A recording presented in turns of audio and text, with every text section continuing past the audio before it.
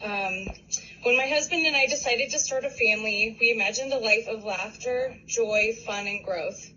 We talked about our dreams for our children, and when our firstborn, Victoria, entered our lives on July 30th, 2014, we were elated.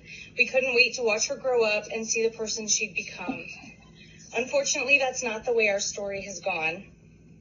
I vaguely remember the nurse coming in to do Tori's newborn screening test, but after you give birth, you are tired, overwhelmed, and likely not listening closely to what is being said to you. I didn't know what newborn screening was, and I know that I'm not the only new mother who didn't.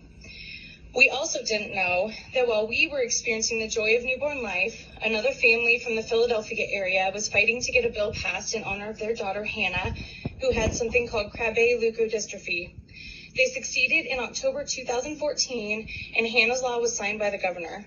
This would come to be significant in our lives very soon.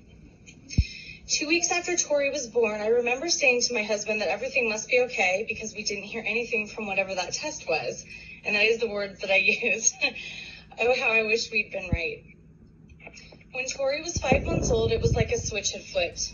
She became a completely different baby. It was obvious that she was in extreme pain and she regressed in many milestones. She stopped playing, laughing, smiling, and so much more. This is actually the last picture that we have of her smiling. That was the beginning of our diagnostic journey that led to devastating news. At 6.5 months, after a misdiagnosis of reflux, a CT scan, an MRI, a feeding tube, 5 days at Hershey Medical Center, and genetic testing for all three of us, Tori was diagnosed with early infantile Krabbe leukodystrophy, a fatal condition that affects the brain and nervous system, a condition that means death before the age of 2. Friday, February 13th, 2015 changed our lives forever. Like most people, we had no idea that we were both carriers of anything, and we never expected to lose a child to something like this. It's not supposed to be this way. I cannot adequately describe the desperate hopelessness we felt, knowing that our daughter was dying and that there was nothing that we could do to save her life. It was too late. I remember being in utter disbelief that my world was being shattered into a million pieces. I remember pleading with God to intervene to save our precious baby's life. We live in a world where there's almost always something that can be done to fix a problem, but not this time. It was hopeless. So you can imagine how we felt when we soon discovered that if she had been screened for Krabbe at birth, we could have treated it. We were robbed of the opportunity to try to save our daughter's life because she wasn't screened for it at birth. Had she been born in New York, just a few hours north, she would have been screened for Krabbe and our story would be very different. Our experience led us to begin learning more about newborn screening, and we were surprised by what we learned. There are as many as 80 diseases that are treatable or even curable if caught at birth, and no state screens for all of them.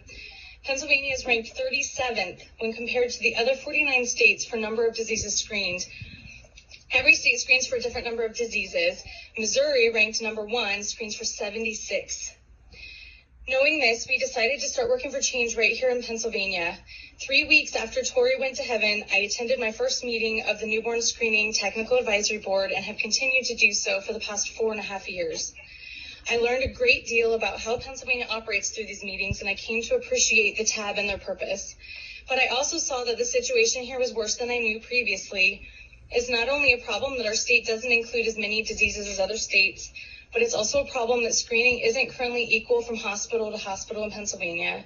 Surprised? I certainly was. As was explained before, there are 2 panels of diseases in Pennsylvania, and in essence, your zip code determines your life or death if you're born with one of these diseases on the supplemental panel. To quote U2, my favorite band, where you live should not decide whether you live or whether you die. So over the years, our fight has become about so much more than Krabbe being one of the mandatory screenings in Pennsylvania. It has become about making the program better and more equal as a whole. As you can see, newborn screening is in desperate need of reform, and Senate Bill 983 will accomplish all of this. This bill will make it so that every baby born here is screened equally, and it will pave the way for additional diseases to be added to the screenings as treatments or cures are discovered. Soon you will hear an incredible success story from my friend Ashley. I love her story. I love how her family has triumphed because of newborn screening. But I also hope that soon all mothers with babies who are born with rare, fatal, but treatable diseases can have the same hope and success she's experienced. Our daughter would be 6 years old now. he would be learning new things, attending school, though virtually, and living a normal life. However, Tori passed away at 20 months of age because she wasn't screened for Krabbe at birth. Tori was born just a few months before Hannah's Law was passed, and that was 6 years ago. Her law has still not been fully implemented, and Krabbe is still not part of the mandatory screening here in Pennsylvania. If SB 983 is passed, every baby born in Pennsylvania will be screened for Krabbe, and Hannah's Law will finally be implemented. Newborn screening didn't save my child's life, but it could save yours.